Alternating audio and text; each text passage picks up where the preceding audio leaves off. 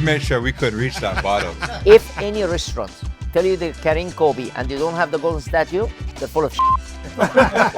So the piece that we're going to be dealing with today is the strip loin.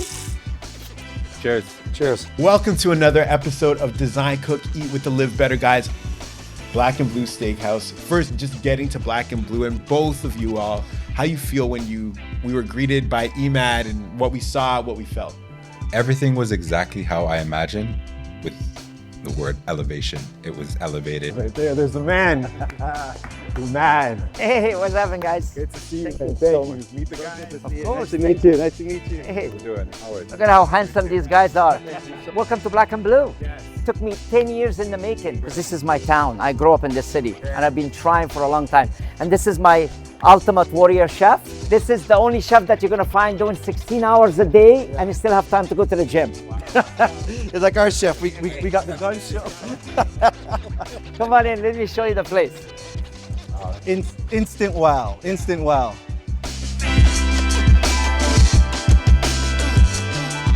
So our first impression was obviously extra special because we were greeted by Emad, the owner, and Morgan, the chef. I mean, come on. The VIP access or what? But it was great, and thank you so much. It was an amazing experience, and we appreciated the hospitality. But outside of being greeted that way, as soon as you walk in, impressive, powerful thing. So here's what was really good about that. It's actually indoors. So you enter this space from indoors. And so now you're already feeling a little smaller. So those high ceilings immediately alleviate that. Those high ceilings make the space feel larger. And then for it to be so dramatic, because that's what they wanted to happen. They wanted your eyes to go up, follow all these bottles and this big wine cellar type thing. And then you get those architectural details with the lights, which are custom made out of the metal and the mesh, pretty industrial feeling. With the LEDs, so now you're up there. You're not really so conscious of the small entrance and the fact that we're indoors. It feels huge. So it's a clever design trick, bring you up and bring you expansive before you start entering the space. And that's what it was. It's that as soon as you walk in, it was that huge, just like Michael just saying, it's that pop, right? It's just like, wow. Do you feel it's possible that there's a disconnect between an atmosphere and the food? Have you ever experienced that? Oh, 100%. You could walk into a restaurant that you enjoy the food very well, but you don't remember anything About the space. out of the space. And then I guess to the contrary, Yeah. there's some spaces you walk in, you're blown away. But the food does not and match. then the food doesn't measure up, and as beautiful as the space may be, it almost doesn't matter. You know what? That's the first thing I look for when I walk into a restaurant is the space. What does it look like? I think it's just like when you put a plate of food down, it's presentation. Yes. It's the first thing. It's like your eyes are eating. It's a feel. I'll give you the best example. I want you to take a look at up there. This greenery. It's driving me nuts. And I'll explain why. You see all these gaps? I mean, these gaps because this is all get open. So to bring the light in. My problem is if I'm sitting here, I feel it's like somebody had a bad hair transplant. You know what I mean? You know what I mean? Like it's all batches everywhere. You look at the gaps, you're not looking at the plants. Yeah, I'm looking at the gap, I'm not looking at the plants. Ask you about even the sommelier, Oh, right, yeah. right? So they took us over. He came over with a couple different options. Shout out Henry. Yes, Henry. And like the passion that bled through, like you could see how excited he was to speak to us about that. It's an 09 Bordeaux, Chateau Maubert. It's not classified by any means. However, this is from a big legendary vintage. It's showing beautiful structure, especially with what all the elements that we're gonna have today. When I asked about the cork and like he put it on he put the cork on a platter and presented it from a. Sending you the cork. Okay. Am I supposed to smell that? You will see the condition on the cork that would tell us the condition of the wines typically when the first time we pour. From the napkins to the salad to the drinks to the presenting the meat, it was just on every stage, at every level, it was an experience. Yeah. There's a gentle education happening there, Right. which made you think you had influence on what you're going to eat and you picked the right thing for you. Yeah. All it's elevated. It's not like this is a special, have this, you're going to like it. You know, there was a conversation which I think was really powerful. Here we have our house-made béarnaise, our house-made ponzu, This one's really interesting. We don't use bonito flakes. We use actually dried shiitake, so it's vegetarian. We tend to find it gives a much more interesting umami when you're doing it with your steak. And of course, the classic red wine jus on the side. You said a great word too, is education, because I think a lot of times people are willing to pay for things that cost a little more, I think for the wrong reasons. And then there are people that get sticker shock and they're like, I'm not paying this for that. Why? But when the education component comes in and you understand what you're paying for, technique, quality of ingredient, expertise, all of these kind of things, freshness, all these little things that, again, you may not get by just going and sitting, but you rock with us, watch the Live Better guys. We're going to explain to you why certain experiences are so important. But yeah, education's a key piece.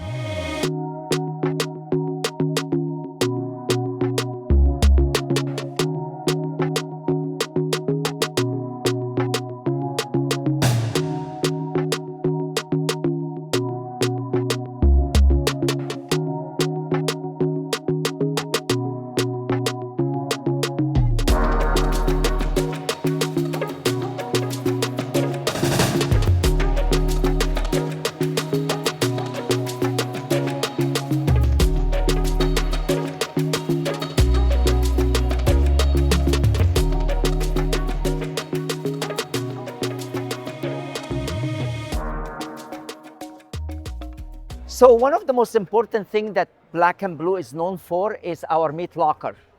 You look at down there. So what you see is, this is not a wall of marble. This is actually a wall of Himalayan salt. Well, but it's actually salt. It's salt. So what salt does is, it takes the moist out of the strip loins. That means that my steak on the menu, that if it's read on the menu, 14-ounce strip loin, it started at 16 ounce and it shrunk before I serve it to you. Every other restaurant, when they say 14 ounce, they start at 14 ounce. So what I left you is the right consistency of chewing, the incredible explosion of flavors, because there's not much water in it, because I shrunk it a little bit for you. So you could get Wagyu from Australia and Wagyu from United States. Correct. Wagyu is an animal that grows in Japan, that Japanese are very, very strict on this. You cannot import a livestock out of Japan, period. Years ago, there was an Australian farmer, took out a male and a female and flew them on a private jet, got them out of Japan. But they said that that's how you got Wagyu out of Japan. That's why it's different. When you try an Australian Wagyu, you could see that the marble is not as the quality of Japanese. Japanese really treat their cattle incredible. Add on this on Kobe. We were showing you the Kobe and we were showing you the golden statue. Oh, there it is. Look at that. Wow. That's beautiful. And you're gonna find restaurants have it. The minute you see it in the restaurant, that means that they carry real Kobe. Interesting. I didn't know that. Now I do. Yeah. Kobe is a little small town in Japan that they are so known for their beef. Yeah. And the beef has to come out from this little town called Kobe. They give you certificates. They give you that golden statue. If any restaurant anywhere tell you they're carrying Kobe and they don't have the golden statue, I'm going to say it on camera, they're full of shit. They're lying to you. Yeah. They might be selling you Japanese Wagyu, or is Japanese beef, but they're not carrying the true Kobe. Yeah. And Mike had asked, what's the difference? Wagyu is Japanese beef. Kobe is particular, it's like champagne. Right.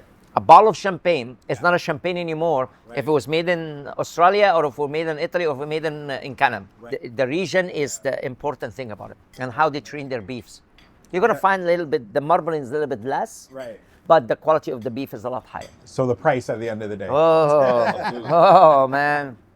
Okay, so what we're gonna do today, chef, is we're gonna be dealing with a little bit of butchery and a little bit of searing of one of the things that we're most known for in the city, which is our A5 beef program. So the piece that we're gonna be dealing with today is the strip loin. So what we normally start with is simply just getting it out of the packet to start. Oh, that looks beautiful, man. Look at the marbling on that. So, I mean, this is it, right? Oh my goodness. And when you look at that kind of marbling, I mean, this is where all the flavor is. All that flavor, all through there. So first things first, we're gonna look to start taking some of this sinew off the bottom. So what we'll do is we'll keep and we'll have it use that for something else later on.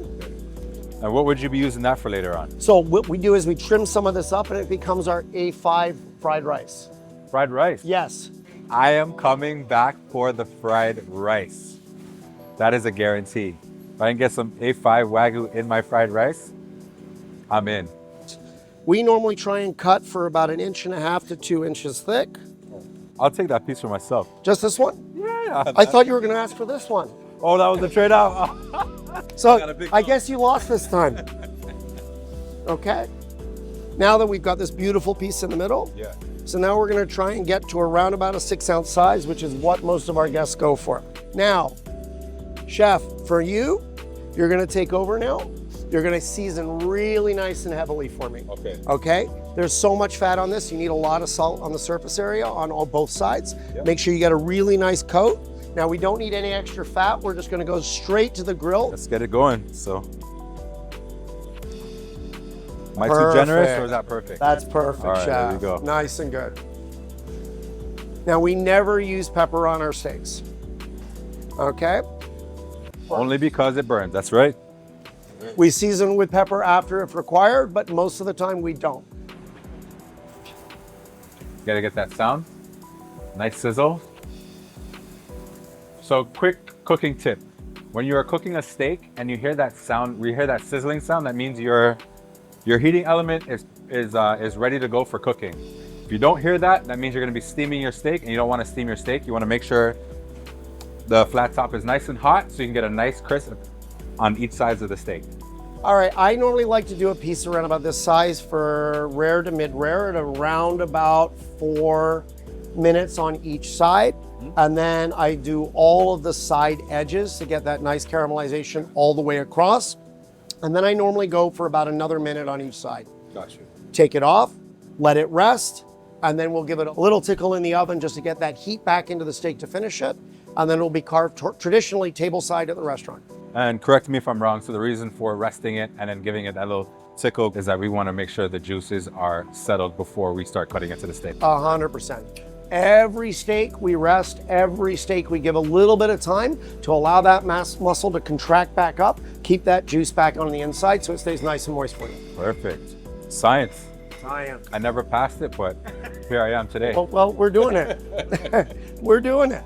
All right, so you saw it. We did our Wagyu A5. You saw Chef cut it down to 6 ounces, cut the fats off, cut out the trimming as well. And he did mention that they use it for the fried rice, which I will be back for. All this fat, I mean, we put no oil on the grill. That is literally just the fat starting to seep out. So I noticed, Chef, when I'm even searing my steaks, I feel like the sizzling is a little bit more aggressive. Why is it not as much aggressive on the flat top? Or am I just too aggressive?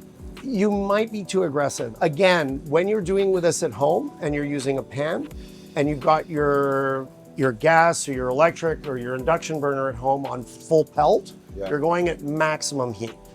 The glory with this particular plancha is it's a consistent heat and maintains it. With the grain, against the grain, that's another tactic that people don't understand. One of the reasons why we cut against the grain is to increase the amount of tenderness in the steak. Right? If you cut with the grain, you're leaving fibers whole, which are becoming more for you to chew through. Whereas if you cut against the grain, you're breaking down those fibers a tiny bit more, which is making the meat a little bit easier to eat and therefore more tender in your mouth, giving you a better mouthfeel. We're gonna go this way. Because we're gonna want that unctuousness in the steak. It's okay, you can eat more than that though. I got fiber popping out of the bottom of these pieces here. It's just all to do with the follow through, chef. All right. All to do with the follow through. You want to be as smooth and as silky as possible There you go. when you use the cut. And make sure you go all the way through, chef. There we go. Class is in session. All right, now the best bit, chef. Cheers. Cheers. Thank Cheers. you very much. My pleasure. I think there's a job opening for me here, no? I'm always looking for good grill cooks. What about sous chef? Can I be a sous chef? Can I be a right-hand man? Or... Well, then you got to come in and prove yourself, huh? Want to ask you, were you nervous with that Kobe steak that when you guys were cooking it and cutting? To be honest, I think Chef Morgan was nervous. He's looking at me like, because he's like, yeah, we're going to cut the steak. And he's like, you go ahead and cut it. Just make sure, you cut it properly. And he's looking at me. I'm like, you know what, Chef? Just go ahead and cut it because I can see the look in your eyes. All this food talk, though, I am hungry. You made a promise to, if we waited on our Mary Brown's chicken, you would do something special. Yeah. I'm ready for something special. All right, let's elevate this Mary Brown's chicken. Okay. I'm pairing Mary Brown's chicken with some creme fraiche, caviar, and some bubbly. So we have the fried chicken, which is rich and fatty, also with the creme fraiche, and then we have the saltiness, which is gonna cut to the fat as well. And then of course the bubbly is gonna give it a nice acidity kick. It's gonna be perfect. So amazing. We have our podcast sponsors with this Mary Brown's fried chicken. We have our inaugural sponsor for the whole episode, which is Jenner Luxury Appliances. Ultra Luxe Linens, which supplied the beautiful wallpaper in that luxurious condo that I did. You want quality, you go to quality suppliers, quality partners, and that's what you get as a final result, which this episode is quality, elevated. As Egyptians, we grew up through the Silk Route, where we had stranger through our 1,000 years coming in from Asia all the way to Europe, stopping through Egypt through the Silk Route, stranger that we welcome them to our home, we trade with them, we cooked for them, we feed them, we give them drinks, and we send them in their way. I want to tell you a story. It's a very simple story. Years and years ago, I was in Egypt on a holiday. As an Egyptian, I decided to take a felucca down the Nile. And felucca down the Nile is this little boat that you could sleep on it, and then it's a group of tourists will be on it. And every day in the morning at 6 o'clock in the morning, we stop on one of these little small villages, and we're talking the smallest of small. My cousin, it happened that time to be the tour guides. So he said to me, what do you feel? And I said, I'm dying for a cup of mint tea. I said, no problem. We're walking around, and we'll go to a door, and he knocked on this door. Bang, bang, bang, bang, bang. Okay. This old lady opened the door and she said in Arabic, marhab, meaning welcome, welcome, welcome. He looked at her and said, would love to have a minty. So she said, sure, come on in. We all sat in the courtyard. She goes in the back, she's making us minty. So I'm looking into my cousin and I'm like, is this like part of the show? He looked at me and said, what are you talking about? You forgot we're Egyptian. Our houses is always welcome. I said, so you mean you never met this? She said, I never met this woman in my life. Right. The magic of that put tears in my eyes. You see, here is an old lady that doesn't know anything about it, that stranger knock on her door, ask for a minty, and she welcome to her house. That was the essence of our company. Can you keep this magic all the time? You could have a guy that having $2,000 bottle of wine sitting beside somebody that has a $7 glass of wine from happy hours, and nobody will know the difference because they're both going to get exactly the same service, the same quality, the same atmosphere, and the same design. That's what our company is all about. It's been an honor. This is our second episode. We're on a mission here to tell stories that people don't have access to, so that when they walk by, they connect, because they don't get the honor that we got of spending time and being hosted by you. So thank you for the time. So I know our glasses are empty. I just want to cheers one more time. Thank you. Thank you, Emad. Thank you, Emad. Welcome to episode 2 of Design, Cook, Eat, Black and Blue. In the end, the good life isn't defined by where you are. It's how you live, what you share, and who's at the table with you. From design to dining, every detail tells a story. And tonight, we got to live it. Good friends, great food, and a city that always keeps us inspired. That's what living the good life looks like.